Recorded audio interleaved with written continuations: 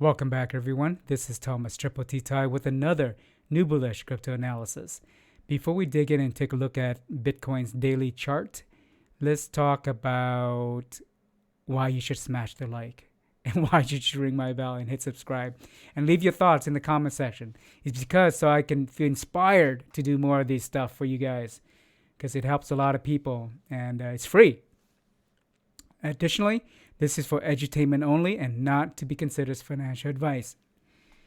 And before we dig into the actual chart itself, let's talk about an article that pretty much summarized did a nice job. It's from CryptoPotato.com. The article is called 3 Possible Reasons for Bitcoin Surge Above 47K. And basically 3 reasons, and all 3 reasons have been talked about. And so I'll just summarize them.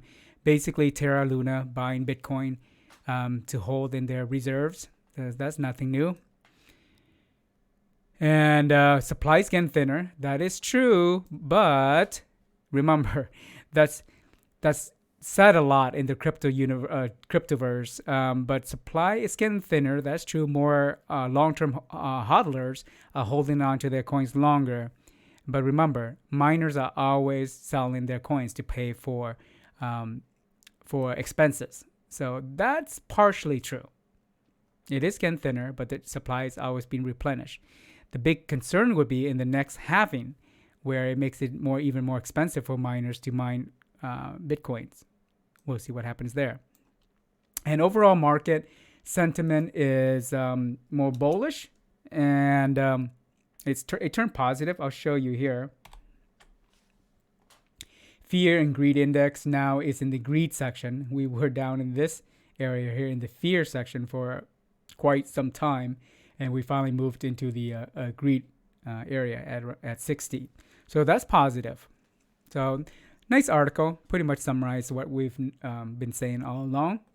So let's dig into the actual chart itself. Let me turn on my mouse highlighter. All right, here we go. Daily chart, trading view. Oops, this is not quite right. This should be, I need to adjust this, sorry.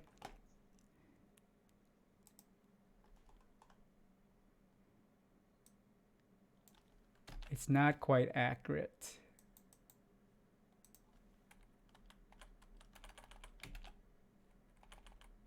It's bullish on the movement up. I have a feeling it's going to crap sideways for a little bit and then dip. And I'll explain why in a second.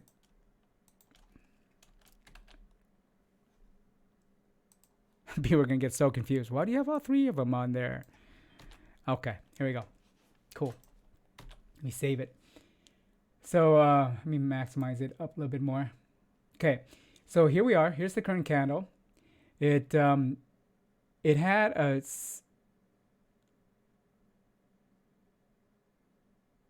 So we had a weekend rally, especially on Sunday, and then today on Monday here in the U.S., it's still somewhat pumping because the Sunday rally ended up at around 47.5, and then today we went above 48 briefly, and then we pull back.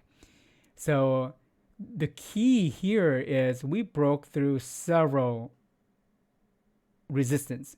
We broke through the 44.5K, 46K. We broke through the top of the Bollinger Band, exceeded it, and we broke through the, let me see if I can pull it down so you can see. Here's the bull market support band ribbon. We broke through that too. So huge weekend and very bullish today too. Crypto market was mostly in the green. And so right now, the biggest resistance is this 200-day moving average, this red line here. If you notice, when it last dropped back in December, end of December, it dropped below that. And then it tried to break back up above it, but nope. 200-day moving average resisted, and Bitcoin dropped back down. And then it's been down since, be down below this 200-day moving average since. If it breaks above this, and it tried, there's a little wick here. It tried to break above it. It couldn't. pull back slightly. But if it is able to break and sustain a move above this, and you can see right here, the 200-day moving average is currently 48.3K. If it sustains a break above that, that's extremely bullish. There's a high probability it'll go to 49.50. But so far, it's been resisting. And the next level down would be this support at 46K right here. So I'm thinking that it's going to resist this line the next 24 to 48 hours and then bounce on the upper range between the 200-day moving average and the 46, more so the upper end. And it could pull back towards 46, but it will at least take 24 to 48 hours. But we'll see. The right now, Bitcoin is in overbought zone for different indicators. The bull market support band, again, is on the upper end of the daily bull market support end. That's overbought. And on RSI, we'll dive into these indicators down here and take a look at them. But multiple indicators are flashing overbought. So the chance for it to pull back a little bit is extremely high. Daily volume in the last 2 days, since we didn't do a daily yesterday or Saturday.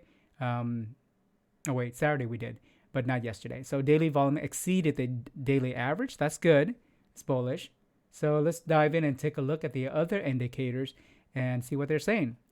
The white J line of the KDJ is at 102.8. That's near an extreme high. That's on the extreme high side, near, with a record in this range since September 2021 of 112. I believe 112 was right around here. Yep, 113 actually. 113, 112, right around there. And that was back in October the 4th, October the 5th. So it's near the extreme high. Chances are, I put these three emojis here. It's bullish because of the move up. It's going to crap sideways. You can see it right here. It's starting to go sideways on the J line. And then it's going to drop slightly down because that's what it does. It goes up high to an extreme level and eventually it comes back down. So that's what I'm predicting because statistically that's what happens. Let's go down to the MACD. The white MACD line rose sharply to 1,537. And you can see that here. Let me magnify it for you. You can see that sharp increase right there. You can see the pull on the histogram bar pulling it upward. And it to 1,537 and printed the 13th consecutive bullish histogram bar. So I gave that a bull. But observe here where it's currently at right now compared to here. This is 875.9. So, and that's only 715. So it's got quite a ways to go left, potentially on the white MACD line. So it's got some room to move. But we want to take all these indicators together. So very bullish here.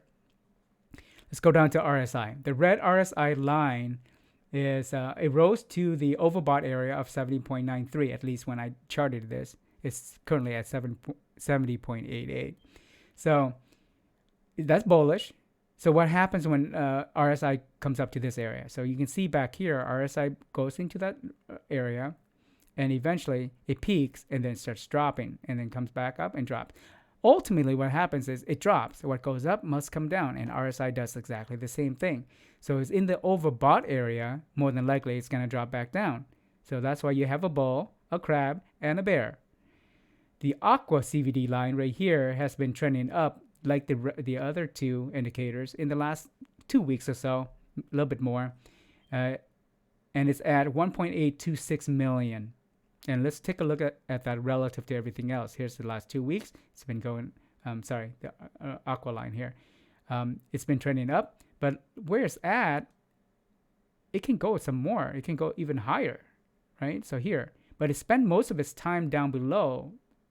You see that? If you draw, see this line right here, draw it across, it spent most of its time below this line. So what are the probability that it'll curve and then come back down? Higher. But if it breaks above this median area, that's very bullish. So I gave it a bull because of the 2 week trend, but we want to pay attention to if it's going to round off and go back down like it it's been down in this whole area here. But if it goes back up this area, that's very bullish. So something to keep an eye on. The white momentum indicator, again, 2 weeks plus, it's been trending up on average. And it's currently at 6,078. I gave that a bull, but let's compare relative to its range. Relative is currently right here. If you notice, it spent the majority of its time in here down below that area. So statistically speaking, if it breaks above where it's currently at, it's going to be very bullish. But if it comes back down, it's going to return to its statistical average within the last, let's see, how long has it been? Since October, around mid to end of October. So those are some key areas to look out for. In summary, what do I think is going to happen? We got Bitcoin likely to get major resistance at the 200-day moving average, 48.3K. If it sustains a break above that, it's likely to head higher. If it else, it will go back down and range between 46K and the 200-day moving average at 48.3K, more towards the top. But let's look at some other charts and get a better feel for what Bitcoin is going to do. Here's open interest for the 29th, tomorrow, 47K. Okay, so that's a pullback. 30 on the 30th of March, it'll be 48K, which is pretty much where we're at right now. April 1st, 42K, but April 1st doesn't have a lot of open interest and doesn't have a lot of high volume. So a chance of dropping to 42K is minimal. Let's take a look at the heat map.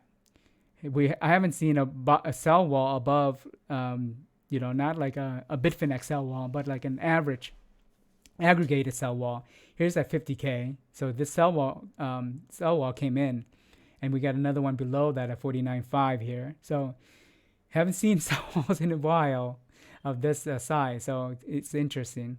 But notice down below here, we don't have a lot of liquidity down here as far as buy orders. You see all this darkness, like pitch black ocean. We got some stripes of light blues here, but really just like not a lot of liquidity down here. So you go further down at 38K, we got some light blue buy walls here, but really the majority of the bigger buy walls are where they have been. It's 35K, 32K bigger, and you got 30K, and a slightly one above that in a yellowish tint. There's another one at 25K too, but until we get down further here, there's no use in looking down there. So if price drops through here, it might drop pretty fast because there's not a lot of bids down here. So something to keep in mind. Here's 47, 46, 45, 44, 42, 42 is still here. So if it corrects down here, it's going to drop pretty fast. Next but not least, let's look at the Bitcoin liquidation levels. And here you notice as price moved up, more longs came in, and this is the overage. That's the difference of open interest, the amount of money in long positions minus the short position. We have an overage of longs here at 10.39 billion, and that's a growth. You see how it started growing at around 9, 10, 11 billion dollar difference. This is on Binance alone. At around that area, what has happened in the past is there's a long liquidation and price drops and clear out these levels here. Why? Because smart money, whales, whoever, can take the counter position because there's so many longs out there. They take the counter position, influence the price to drop on spot market because perpetual futures track to spot market. They also drop in price. Therefore, the whales or the counterparty, they have high leverage and they can control the movement, so they collect on all that money. So basically, that's I think it's going to resist at 48.3K and then start dropping down. Counterparty will take the short position and liquidate the longs and influence the price to drop down. I think that's going to happen within this week. So I hope you enjoy the content. And I'm going to remember to do the outro here. Feel free to smash the like, ring my bell, hit subscribe, and I thank you for your time and leaving the comments in the comment section. I have one more video today, and that's Matic Monday, Polygon Matic. Peace. I'll see you in that video later.